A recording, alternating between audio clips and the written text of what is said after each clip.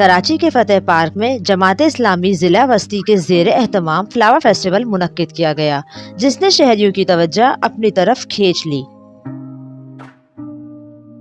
رنگ برنگے پھولوں اور خوبصورت سجاوٹ نے پارک کو ایک دلکش منظر میں بدل دیا، جہاں بڑی تعداد میں شہریوں کی آمد دیکھنے میں آئی۔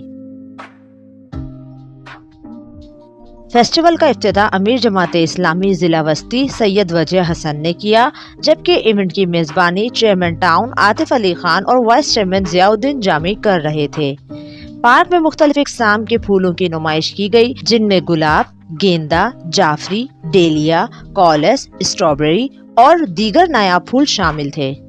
روشنیوں کے منفرد امتزاج اور پھولوں کی خوبصورت ترتیب نے ماحول کو مزید دلکش بنا دیا۔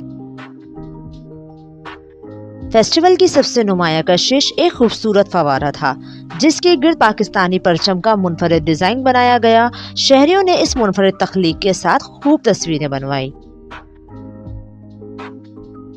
شہریوں کی بڑی تعداد اس ایونٹ میں شریک تھی۔ فیملیز، بچے اور فوٹوگرافی کے شوقین افراد نے ان خوبصورت مناظر کو کیمرے میں قید کیا۔ روشنیوں اور پھولوں کے حسین امتزاج نے فیسٹیول کو مزید دلکش بنا دیا، جبکہ ہر طرف خوشبوؤں نے ماحول کو معطر کر رکھا تھا۔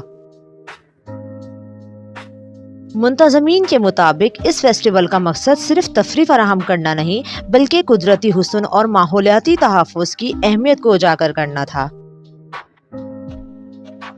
شہریوں نے بھی اس ایونٹ کو ایک خوشگوار تجربہ قرار دیا اور امید ظاہر کی کہ مستقبل میں بھی ایسے فیسٹیول منعقد کیے جائیں۔ بہت اچھا لگا، اچھا فیسٹیول ہے، یہ فیسٹیول ہونا چاہیے۔ بہت اچھا لگا، اچھا فیسٹیول ہے۔ یہ رنگا رنگ فیسٹیول نہ صرف خوبصورتی کا مظہر تھا، بلکہ شہریوں کے لیے خوشی، سکون اور تازگی کا باعث بنا۔